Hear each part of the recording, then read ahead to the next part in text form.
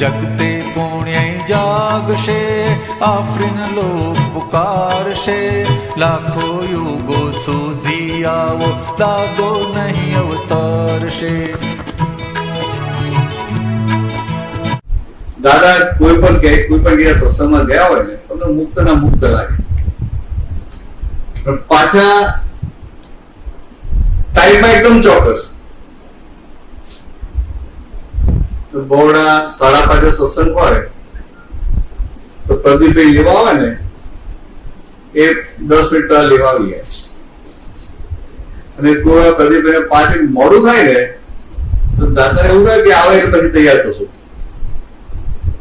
Time થાય એટલે કે લાવો ચાલો કે આ શર્ટ લાવો, ટોપી પહેર લે, બૂટ પહેર લે.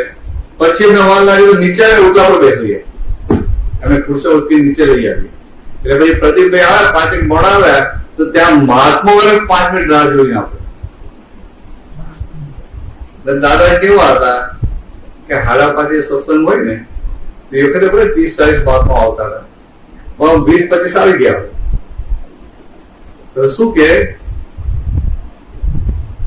ભરત આ કઈ જંકશન પોઈન્ટ ઉપર છે ને કે આપણે સાચવી લેવું પડે. તો મને તો સમજ પડે ને, હું મૂળ કરજો અને બહુ સમજ ના આપે કે આ જંકશન પોઈન્ટ પર કે આપણે સાચવી લેવું પડે. તો મને તો ખબર જ ના પડી. તમે શું કહેવા માંગો કે આપણે ત્યાં સત્સંગમાં જવાનું છે, ત્યાં 15 જણ આવીને બેઠા હોય અને આપણે 5 મિનિટ મોડા જઈએ તો 15 જણની 75 મિનિટ બગડે. એની જવાબદારી કોની કે? એટલે કે જંકશન પોઈન્ટ હોય ને ત્યાં કે આપણે ટાઈમ સાચવી લેવાનું.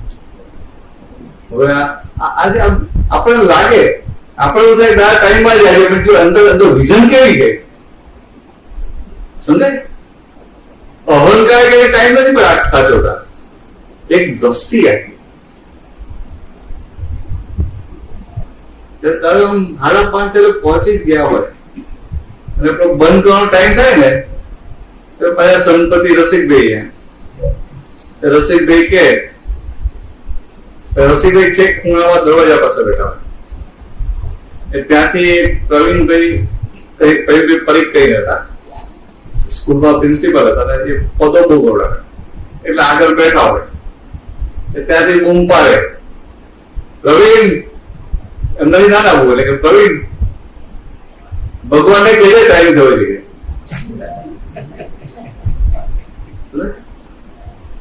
કે પ્રવીણભાઈ હિંમત ના ચાલે કે દાદા રસિક કાકા કહે છે કે ટાઈમ થયો છે.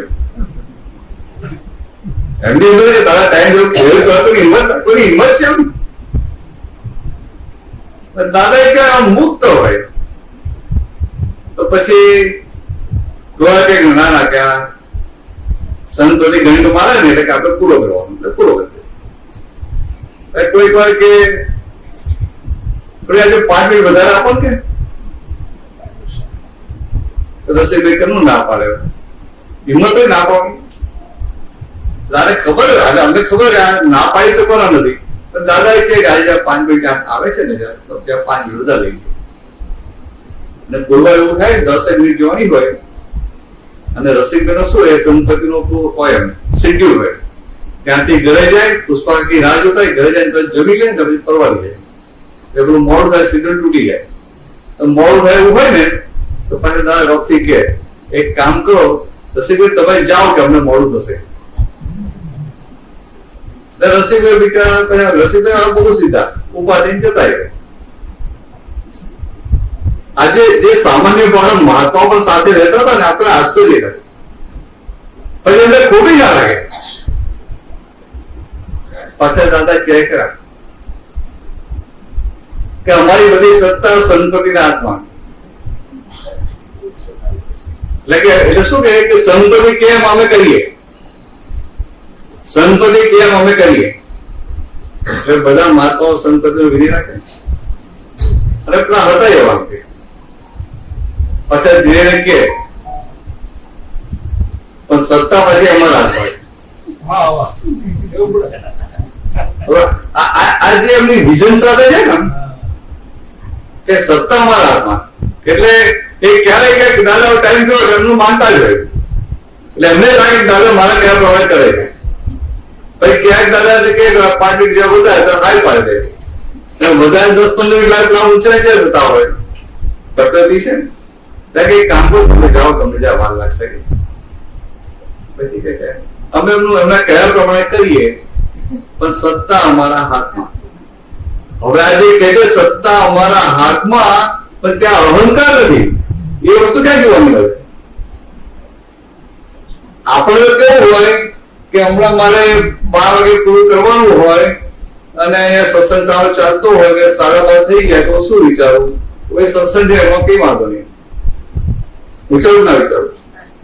દાદાને એવું ના હોય.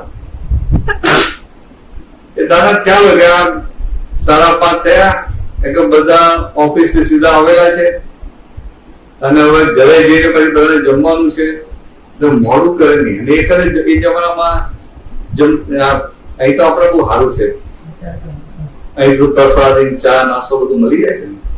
એ જમાનામાં પ્રસાદ જમવાનું નતું મળતું. કોઈ આપણો બર્થડે હોય તો પેંડા કઈક લઈને આવ્યા હોય, ભાઈ પાછું લાવ્યો 250 ગ્રામ કે 500 ત્યાં દોડતો આવે, તું અરે આખો આવે. જો વધારે લાવ્યો હોય તો ઓછામાં આખો આવે. ને કોઈ 4-5 વધ્યા હોય તો પાછા અમે મૂકી રાખીએ. તો પાછા કારણ કે ભાઈ જમવા ક્યાં જઈએ, પેટ દબાવી દઈએ. દાદા ને ખબર હોય, ભાઈ દાદા એમ કે પછી તમારે પણ ચાલશે. પણ જો દાદા ભગવાને ખબર હતી કે અમે લોકો જમ્યા નથી, કે કશું આ જમવાનું બાકી છે, જમ્યા નથી, અથવા ક્યાંય જમવાની સગવડ થઈ નથી, પણ છતાંય એમને અમને સાતા સિલિયા નથી બનાવ્યા. ક્યારે એ રીતે અમને કહ્યું જ નથી. બહુ નવી લાગ્યો. સ્વસ્તિ કી એક જ સેવ્ય અઘટ પ્રેમી સંપૂર્ણી નિર્ભેરી માતૃવત્સલ તે ચરણે ઝુકતા મુક્તિ